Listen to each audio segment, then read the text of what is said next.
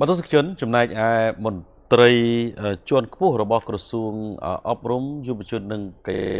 ឡាបានលើកឡើងបញ្ជាក់ថាភាពជោគជ័យនៃការសិក្សារបស់សិស្សគឺបានមកពីការខិតខំប្រឹងប្រែងរបស់អ្នកពាក់ព័ន្ធពិសេសការខិតខំប្រឹងប្រែងដោយផ្ទាល់របស់សិស្សតែម្ដងឯកឧត្តមបណ្ឌិតពឹងគឹមឆេងអនុរដ្ឋលេខាធិការក្រសួងអប់រំយុវជននិងកីឡាបានថ្លែងថា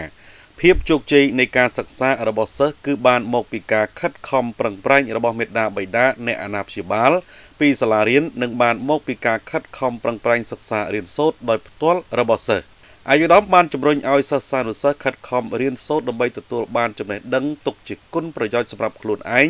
សម្រាប់ក្រុមគ្រួសារនិងសម្រាប់សង្គមជាតិនាពេលអនាគតព្រោះមានតែការសិក្សារៀនសូត្រឲ្យមានចំណេះដឹងខ្ពង់ខ្ពស់ប៉ុណ្ណោះទើបអាចធ្វើឲ្យយើងអភិវឌ្ឍខ្លួនបានល្អប្រសើរការលើកឡើងរបស់អាយុដំបណ្ឌិតពឹងគឹមឆេងយ៉ាងដូចនេះធ្វើឡើងក្នុងពិធីប្រគល់វិញ្ញាបនបត្របឋមសិក្សាមធ្យមសិក្សាបឋមភូមិសញ្ញាបត្រមធ្យមសិក្សាទុតិយភូមិ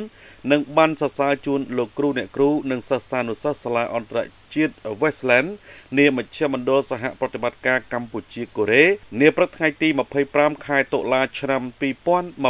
2025អាយរ៉មបណ្ឌិតអនុរដ្ឋលេខាធិការបានគូបញ្ជាក់ថាចំណេះនិងជំនាញពិតជាមានសារៈសំខាន់ខ្លាំងណាស់ដូច្នេះហើយទើបបានជាឪពុកម្ដាយបានចំណាយប្រាក់សម្រាប់ការសិក្សារបស់កូនដែលយើងអាចនិយាយបានមួយយ៉ាងថាពួកគាត់បានដាក់ទុនវិនិយោគទៅលើការសិក្សារបស់កូនរបស់ពួកគាត់ដោយឥតសោកស្ដាយបើទោះបីជាពួកគាត់ខ្លះត្រូវការប្រាក់បានមកដោយលំបាកយ៉ាងណាក៏ដោយ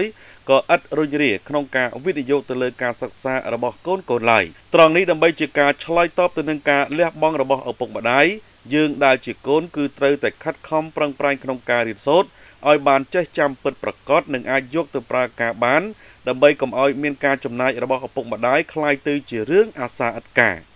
ក្នុងនាមក្រសួងអប់រំយុវជននិងកីឡាអាយដាមបណ្ឌិតពឹងគឹមឆេងបានជំរុញឲ្យភូមិសិក្សាទាំងអស់យកចិត្តទុកដាក់ក្នុងការរៀបចំសាលារៀនឲ្យបានត្រឹមត្រូវតាមស្តង់ដារឆ្លើយតបទៅនឹងទំនុកចិត្តរបស់មេដាបៃតានិងអ្នកអាណាព្យាបាលសិស្សដែលបានសម្រេចចិត្តក្នុងការបញ្ជូនកូនចៅរបស់ពួកគាត់ឲ្យមកទទួលការសិក្សានៅសាលារបស់ខ្លួនបើតាមលោកថនសុកលឹមនាយកសាលាអន្តរជាតិ Westland ក៏បានឲ្យដឹងដែរថាសាលាអន្តរជាតិ Westland គឺជាសាលាចំណេះដឹងទូទៅឯកជនដ៏រឹងមាំមួយដែលបានបើកឲ្យដំណើរការជាង10ឆ្នាំមកហើយនៅក្នុងក្រុងតាខ្មៅខេត្តកណ្ដាល